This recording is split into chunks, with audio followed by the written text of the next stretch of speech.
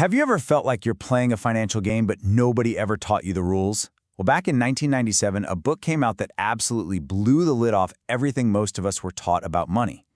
Today, we're diving into the 5 core lessons from Robert Kiyosaki's Rich Dad, Poor Dad that have literally changed millions of lives. And when I say millions, I'm not kidding. The book has sold over 32 million copies.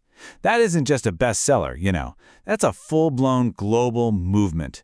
It just goes to show how many people out there were starving for a different way of thinking about their financial future. The entire book really boils down to this one central conflict between 2 father figures in his life.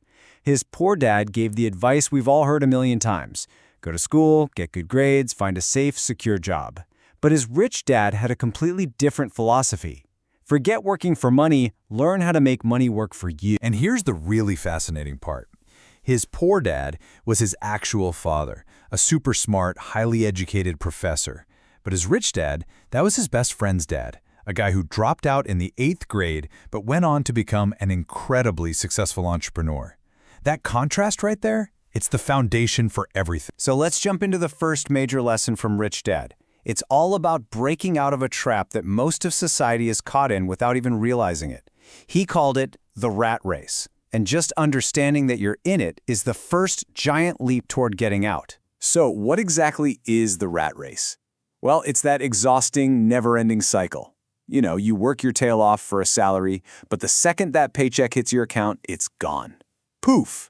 It just gets eaten up by the mortgage, car payments, credit card bills.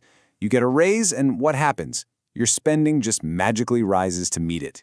You're basically a hamster on a wheel, running faster and faster, but going absolutely nowhere. And here's how the trap snaps shut. First, you get a job and start making some money. That feels good, right? So you start buying nicer things, a bigger place, a better car. But to afford that stuff, you take on debt. And now, you're stuck. You have to keep working that job just to pay for the lifestyle you've built. Your own stuff ends up owning you. Okay, so if the rat race is the trap, what's the escape plan? Well, this leads us to what is, without a doubt, the most important lesson in the whole book. It's all about understanding the dead simple difference between an asset and a liability. This is the master key to breaking free. And it all starts with this massive shift in thinking. See, most people work for money, but Rich Dad taught that wealthy people, they don't do that. No way. They make their money work for them. The goal isn't just to get a bigger paycheck. The goal is to build a system that churns out income for you 24/7, even while you sleep. Rich Dad's definition of an asset is so simple, it's brilliant. Forget what you learned in business school. An asset is anything, and I mean anything, that puts money in your pocket. That's it. Think of it like a little money tree that drops cash into your bank account. And a liability? Well, it's the exact opposite. It's anything that constantly takes money out of your pocket, month after month. It's a financial black hole.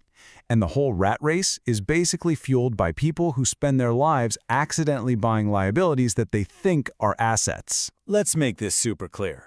A rental property that pays you every month, that's an asset. But your own big, beautiful house with a huge mortgage? Sorry, that's a liability. Stocks that pay you dividends? Asset. The loan on your car? Big liability. It's that simple. Rich people focus on filling their lives with assets.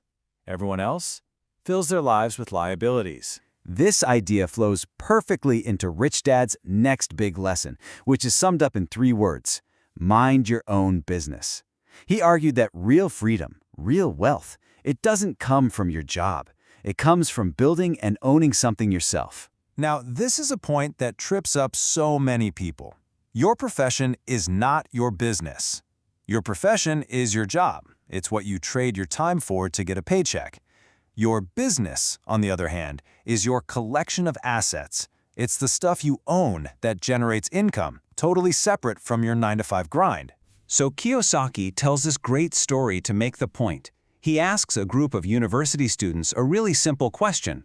What business is McDonald's in? Just think about that for a second. What's the first thing that pops into your head? And yeah, the obvious answer, the one everyone gives, is hamburgers. Of course. It's the biggest fast food company on the planet. But if you think that's their real business, you'd be wrong. The founder, Ray Kroc, was crystal clear about it. He said, "My business is not hamburgers. My business is real estate." See, the franchise owners sell the burgers, but the McDonald's Corporation, they own the land under almost every single one of those restaurants, some of the most valuable real estate in the entire world. The burgers just pay the mortgage on the real asset, which is the land. So, the big takeaway here is super practical. Minding your own business doesn't mean you have to quit your job tomorrow. Not at all. It means you keep your job to pay the bills, but you use your extra time and money to start building your asset column on the side. Buy some stocks, start a small online store, get a rental property. You grow it patiently, bit by bit, until the income from your business sets you free. All right, and that brings us to our final lesson. And honestly, this might be the most important one of all, because it's totally free, and it's something you have 100% control over starting right now. It's all about your mindset. Specifically, the words you use when you think about money. Just look at this difference. When Poor Dad wanted something he couldn't have, his automatic reaction was, "I can't afford it. End of story." It's a statement, a dead end. But Rich Dad taught him to banish those words forever. Instead, you have to ask a question. How can I afford it? And that one little tweak changes absolutely everything. I can't afford it is an admission of defeat. It literally tells your brain to shut down. But asking, how can I afford it? Well, that's a challenge. It kicks your brain into overdrive and forces you to think, to get creative, to find solutions. One's a locked door, the other is the key. So in the end, the core message of this book is that building wealth isn't really about spreadsheets and complex formulas. It's about your mindset. It all starts in your head, with the words you choose. Getting out of the rat race begins the second you stop saying, "I can't," and you start asking,